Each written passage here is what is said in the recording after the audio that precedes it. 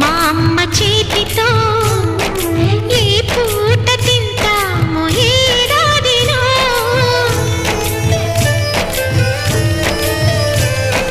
చక్కగా మా నాన్న పక్కగా